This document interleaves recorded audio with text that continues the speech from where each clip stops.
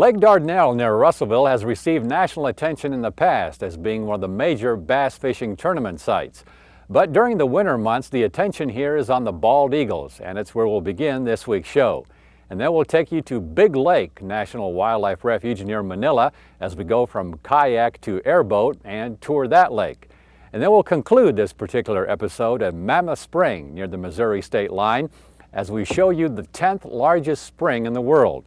So for now, let's do a little kayaking here with Sasha Bowles and explore Lake Dardanelle.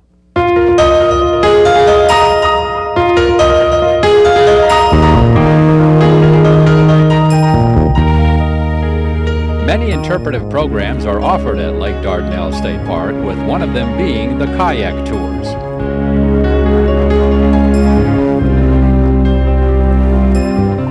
See where the log's laying off in the water? Can you see the tree that's laying in the water? You go straight up in those pine trees, kind of that middle pine tree, there's a big clump of sticks up there.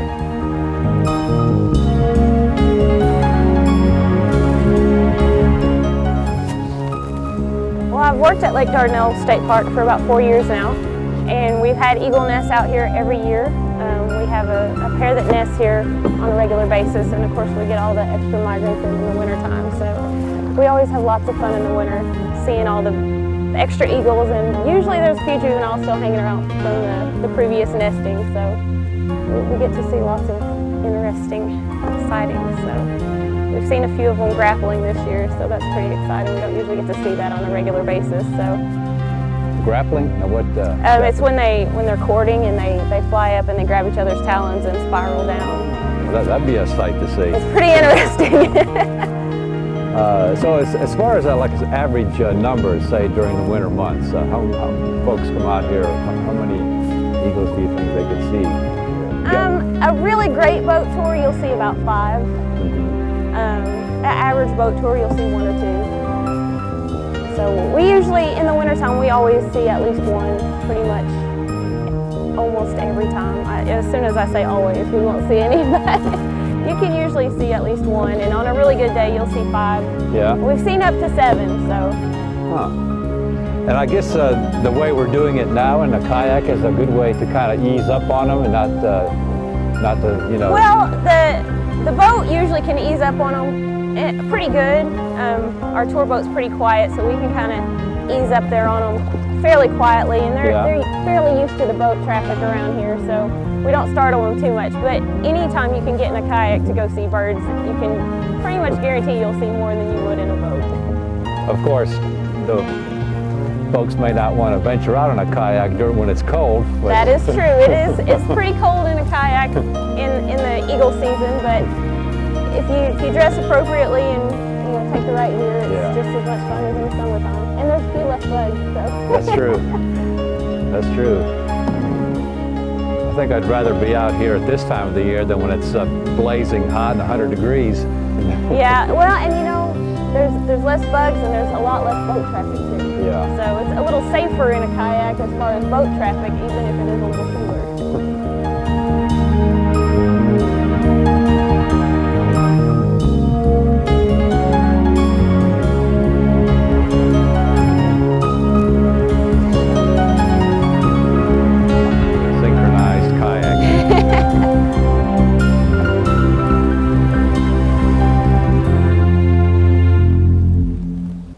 Besides the eagles, the winter months do bring in a lot of waterfowl and other birds. There are osprey. They usually travel through in the spring and the fall when they migrate. We have bald eagles, we have white pelicans.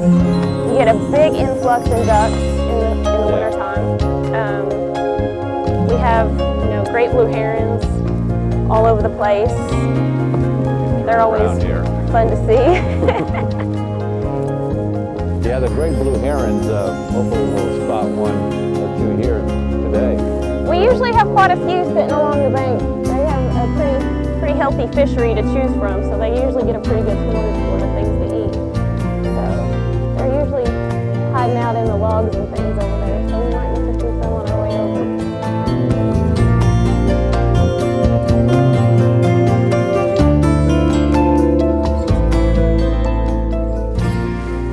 See the new nest from here. see the end of the boat dock? Yeah. If you go straight up that pine tree, you can kind of see a dark block almost to the top.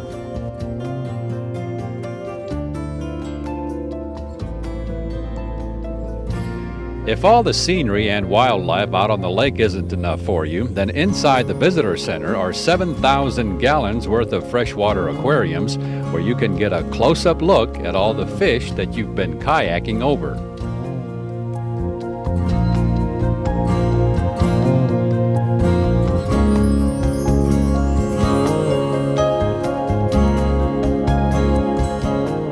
There are also 3 self-guided kayak tours that are available to explore the Lake Dardanelle area, in which a brochure explains the area's past, present, and future.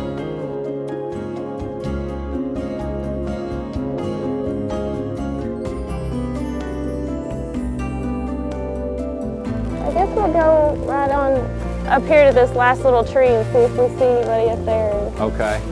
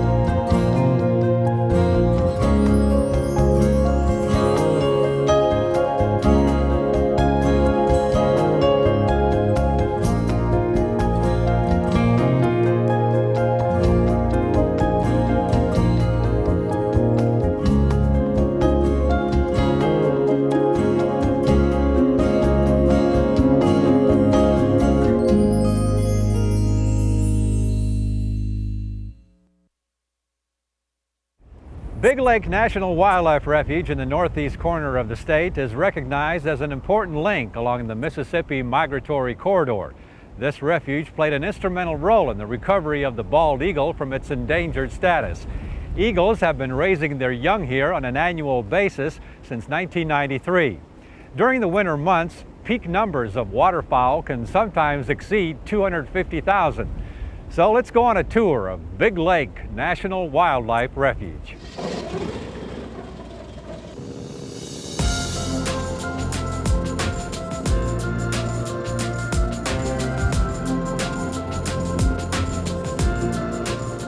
We teamed up with Refuge manager Jeremy Bennett for a tour of Big Lake on an airboat, which is quite an ideal way to get around on this shallow, grassy, and swampy lake.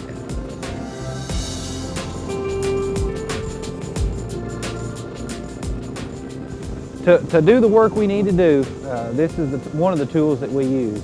The lake has a lot of shallow areas, heavily vegetated, and this is really the only way to go. Unfortunately, this is something that's utilized by the service for work, but this tool is not allowed for the public to use for waterfowl disturbance, wildlife disturbance, things like that.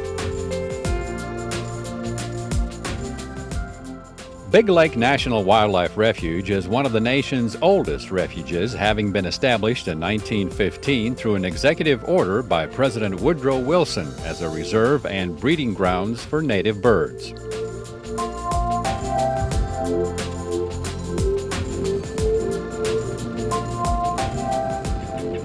Located 35 miles east of Jonesboro or 2 miles east of Manila, Big Lake is situated along the northern tier of the Mississippi Delta region.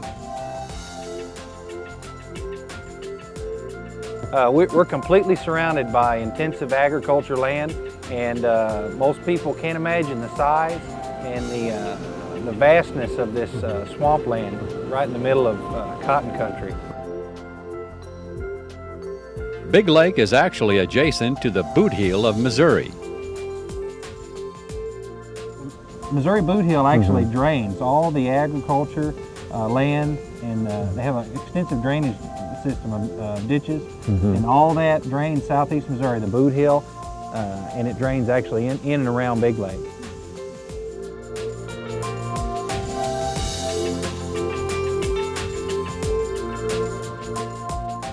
Hunting is of course not allowed on the refuge, but is allowed next door in the wildlife management area, with the duck hunter's #1 preference being quite abundant. Predominantly, probably 90% mallard, but we've got northern pintail, northern shovelers, we've got green-winged teal, Canada geese. We've picked up a few Canada geese this past couple weeks. We've got some diving ducks, most importantly canvasback, which is a pretty important diving duck that is a species of concern, and a lot of people get excited about canvasbacks. They like the larger open water areas, which there's not many of those areas in northeast Arkansas.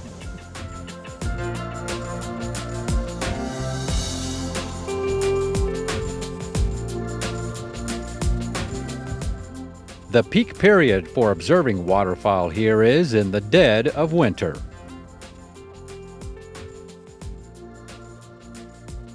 Starting in December is probably our peak numbers, and it'll carry on into January, and basically we'll hold large numbers of waterfowl until ice freezes the lake up. You know, once the lake is pretty well frozen over, you know, the birds have to move south.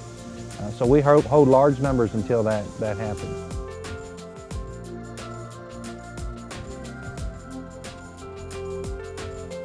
More than 225 different species of birds have been observed on the refuge and recorded since 1915, including bald eagles, having a nest located on the lake.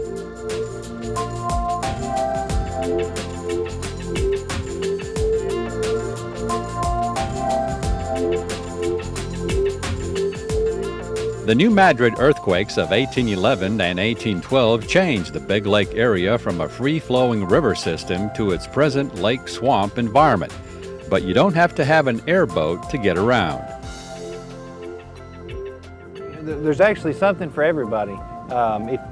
Most visitors come by vehicle, and there's some wonderful wildlife viewing opportunities along some roads that we maintain. So you can actually view and photograph wildlife straight from your car window. And in the wintertime, that's a really good opportunity to enjoy what we have to offer in the comforts of your vehicle. So there are roadside viewing opportunities. We have some marked walking trails to observe wildlife along 4 different walking paths we have. If you bring a boat, it's depending on the time of year, most of the lake is a waterfowl sanctuary in the wintertime. So a large portion of the lake is closed to boaters when the largest concentration of waterfowl are here, so they're not disturbed. But in the summertime and the spring, you can bring your boat and enjoy lots of the flooded cypress areas on the lake.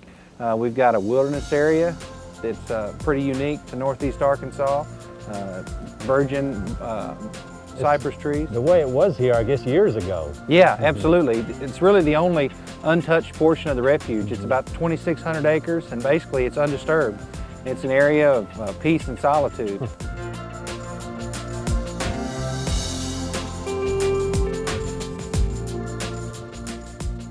So if it's peace and solitude you're seeking, I strongly recommend Big Lake National Wildlife Refuge in northeast Arkansas. You'll leave a changed person with a greater appreciation for what the National Wildlife Refuge System offers us in America.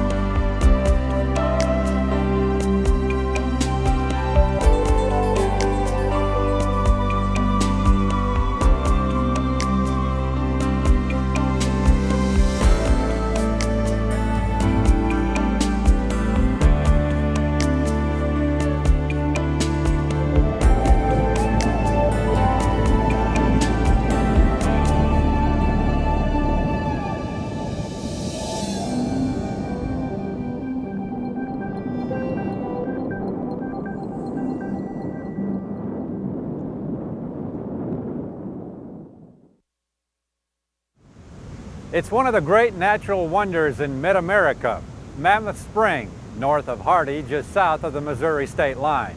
It's actually the 10th largest spring in the world, and definitely the largest one in Arkansas. This dam here forms the Spring River, which is famous for its rainbow trout. And once again, I forgot to bring my fishing pole.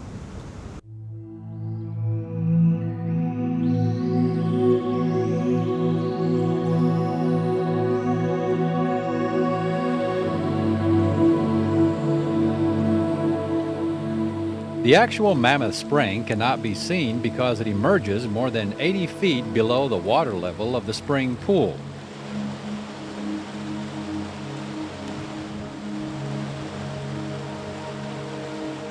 Nearly 10 million gallons of water per hour are discharged from this spring, which rightfully earns its title as a National Natural Landmark. All of this water in turn forms 10-acre Spring Lake.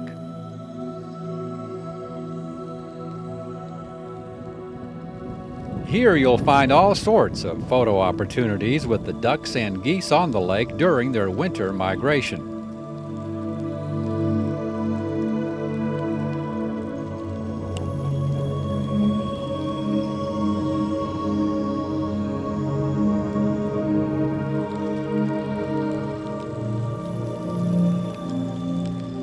The dam once provided power for a grist mill and produced hydroelectric power. A walkway at the top of the dam offers an excellent view of the spillway and all the water billowing down, forming the Spring River.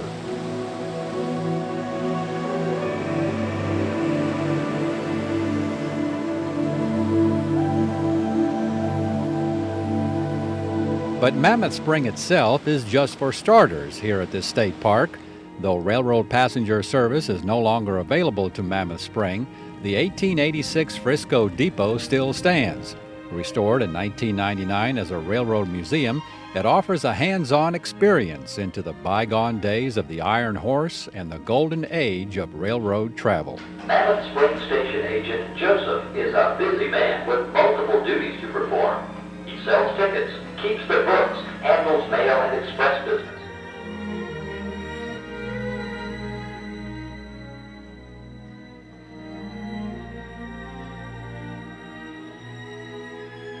The railway became very important to the growth of Mammoth Spring, especially for the local farmers, as it provided not only passenger but cargo service as well.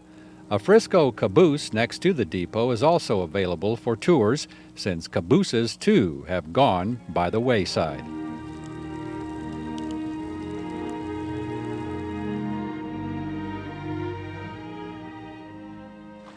Adjacent to the park is also the Mammoth Spring National Fish Hatchery.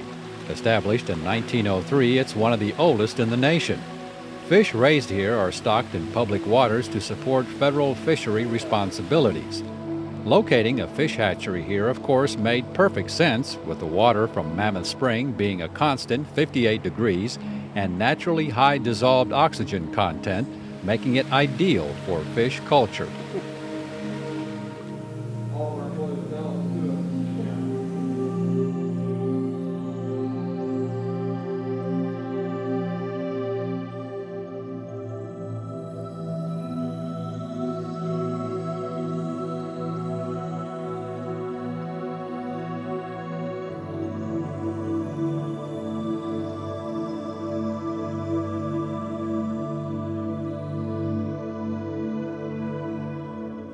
This fish hatchery also plays a very important role in the recovery of endangered and threatened species such as the paddlefish, the alligator snapping turtle, and assisting in nationwide efforts to protect and restore both endangered and non-endangered mussel shell populations, producing about 5,000 freshwater mussels per year for research and supplemental stocking.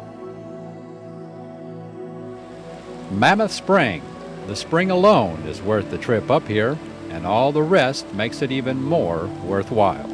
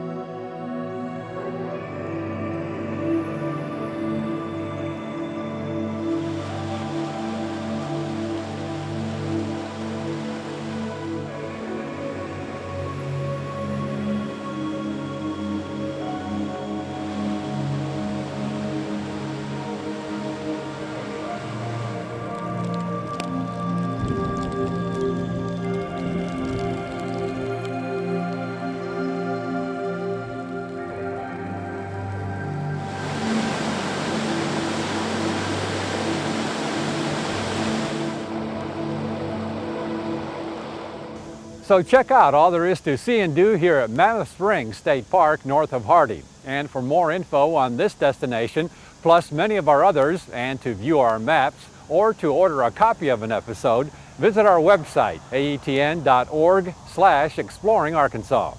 And we'll see you again the next time for another exciting adventure on Exploring Arkansas.